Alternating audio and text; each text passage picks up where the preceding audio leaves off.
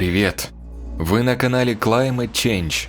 С наших выпусков вы узнаете о климате и катаклизмах, с которыми людям приходится сталкиваться в эти суровые дни, и как обостряется климатическая ситуация в мире.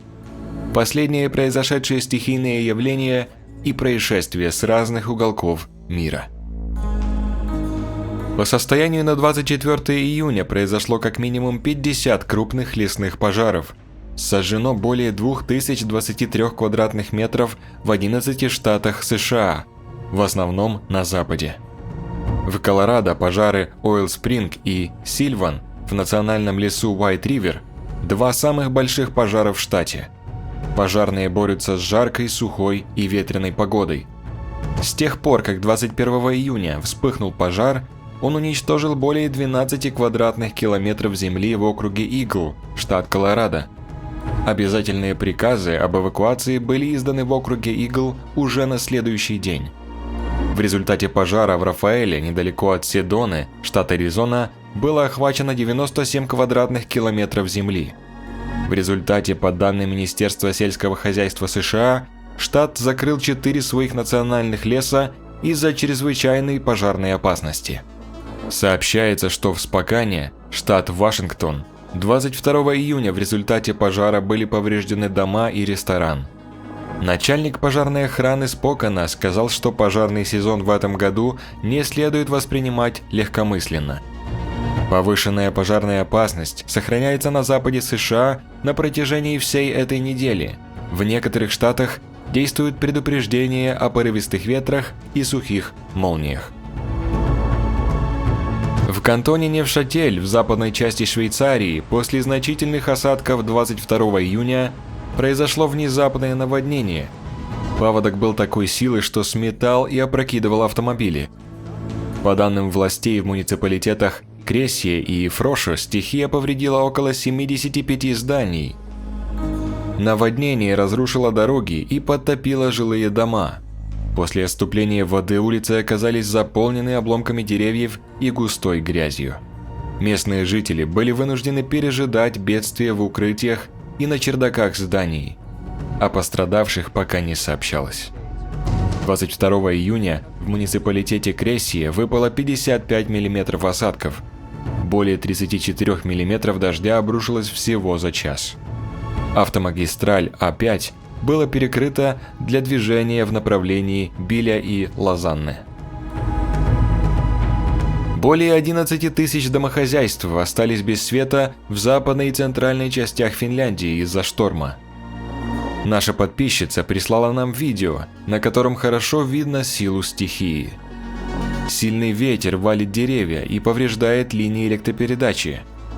Сильная гроза обрушилась на регион Остроботния днем 22 июня. Сейчас непогода движется к восточной границе в Кайнуу. Накануне в городе Оулу на берегу Ботанического залива гроза вырывала с корнем деревья. Во время шторма, которому дали имя Ахти, порывы ветра достигали 25 метров в секунду. В Финляндии тоже стоят жаркие дни. В 12:30 дня 22 июня на юге страны, в Хейнола, было зафиксировано 32,2 градуса Цельсия, передает Метеорологический институт. Спасибо нашей подписчице за присланное видео. Помните, что вы также можете присылать нам видео чрезвычайных погодных событий или происшествий на почту, которая указана в описании под видео. Землетрясение магнитудой 5,8 балла во вторник всколыхнуло центральное побережье Перу, в результате чего некоторые жители столицы выбегали из трясущихся зданий. Геологическая служба США сообщила, что эпицентр землетрясения находился в 10,3 километра к юго-западу от города Мала в провинции Кенете. Очаг залегал на глубине 50 километров. Сейсмособытие ощущалось в столице Лиме.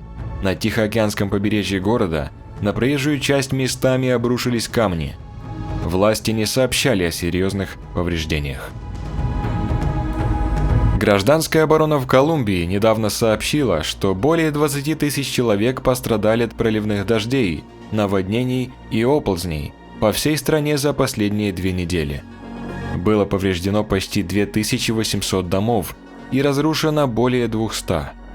По крайней мере, один погибший был зарегистрирован в департаменте Мета, и один человек пропал без вести в Антиокии.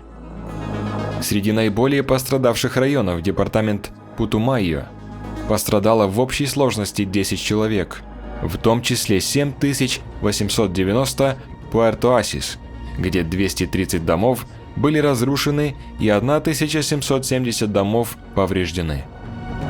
В департаменте Мета служба гражданской обороны сообщила, что 8 человек были спасены и 1 погиб в результате наводнения на реке Гуэхар в Месетасе 21 июня. 20 июня в результате разлива реки Гуаюриба в Вильявинсенсио пострадали 30 человек. Уровень реки в муниципалитете высокий с 12 июня. Некоторые части муниципалитета Эльдорадо также пострадали от наводнения в тот же период. В департаменте Араука более 600 человек пострадали и 250 домов были повреждены в результате наводнения в муниципалитетах Фортул и Араука с 10 по 16 июня. Это наводнение произошло всего через несколько дней после того, как сильное наводнение затронуло Пуэрто-Нариньо в муниципалитете Саравена. С 13 июня наводнение в Пуэрто-Венеция в муниципалитете Ачи департамента Боливар затронули более 1000 человек и повредили 200 домов. Совсем недавно местные СМИ сообщили, что сильный дождь в городе Медельин в Актионии вызвал оползни в нескольких районах, от которых 22 июня пострадали около 80 человек.